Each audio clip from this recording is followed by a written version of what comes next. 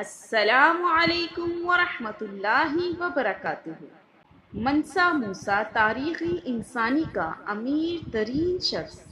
منسا موسیٰ سلطنت مالی کا سب سے مشہور اور نیک نام حکمران رہا، جس نے سن 1312 عیسوی سے سن 1337 تک حکومت کی۔ اسے نہ صرف قرون وسطیٰ بلکہ انسانی تاریخ کا سب سے دولت مند فرد قرار دیا گیا۔ اس کے عہد میں مالی کی سلطنت اپنے نقطۂ عروج پہنچ گئی تھی اور سلطنت مالی کی حدود مشرق میں گاد اور مغرب میں بحری اوقیانوس اور شمال میں نفاذا کی نمک کی کانوں سے جنوب میں ساحلی جنگلات تک پھیل گئی۔ آج کا مورطانیہ، سینگال، گیمبیا، گنی، برکینا فاسو، مالی، نائجر، چاڈ اور نائجیریا وغیرہ کا علاقہ اس وقت منسا موسیٰ کی سلطنت کا حصہ ہوا کرتا تھا۔ Mansa Musa emir of Mali, lord of the mines of Wangara جیسے انقلابات سے مشہور تھا۔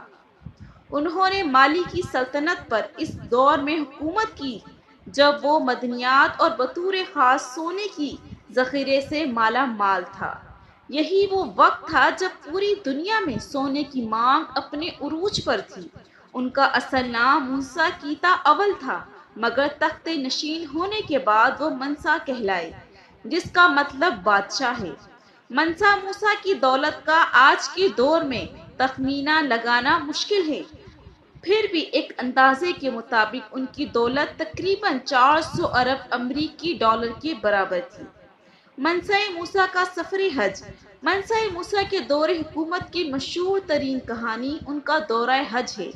اس سفر میں منسا موسیٰ نے تقریباً 6500 کلومیٹر کا فاصلہ طے کیا تھا۔ واقعہ یہ ہے کہ منسا موسیٰ کو دیکھنے کی خواہش رکھنے والے ان سے ملنے گئے تو ان کے قافلے کو ہی دیکھ کر دنگ رہ گئے۔ لوگوں نے دیکھا کہ منسا موسیٰ کے کارواں میں تقریباً 60,000 افراد شامل تھے، جن میں سے 12,000 ان کے ذاتی پیروکار تھے۔ منسا موسیٰ جس گھوڑے پر سوار تھے، ان کے آگے 500 افراد کا دستہ چل رہا تھا، جن کے ہاتھوں میں سونے کی چھڑیاں تھیں۔ منسا کے قافلے کے یہ پیش رو بہترین ریشم کا لباس استعمال کرتے تھے۔ یہ سفر اتنا پرشوق تھا کہ اس کی وجہ سے منسا موسیٰ کی شہرت نہ صرف اسلامی دنیا کے ایک بڑے حصے میں پھیل گئی بلکہ تاجروں کے ذریعے یورپ تک منسا موسیٰ کا نام پہنچ گیا۔ سفر میں منسا موسیٰ نے اس کثرت سے سونا خرچ کیا کہ مصر میں سونے کی قیمتیں کئی سال تک گری رہیں۔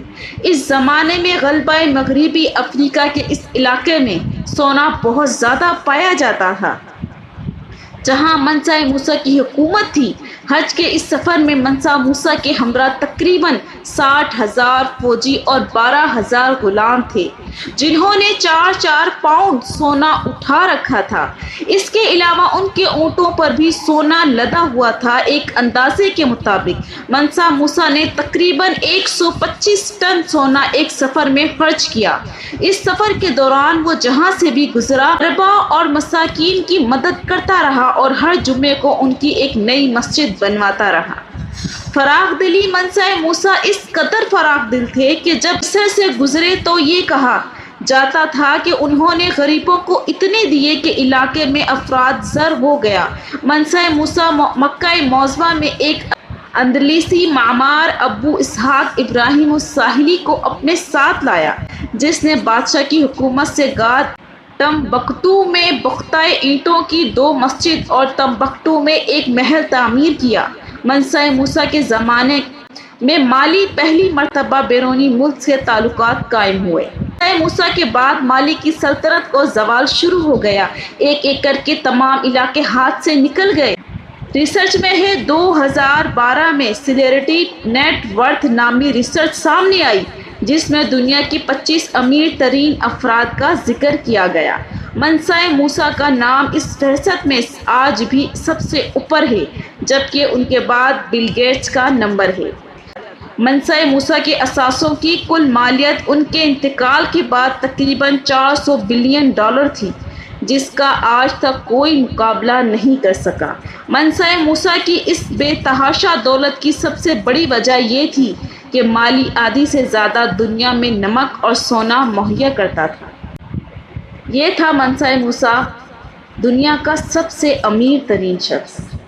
ویڈیو پسند آئی ہو تو لائک کریں اور میرے چینل کو سبسکرائب کریں۔ السلام علیکم، جزاک اللہ۔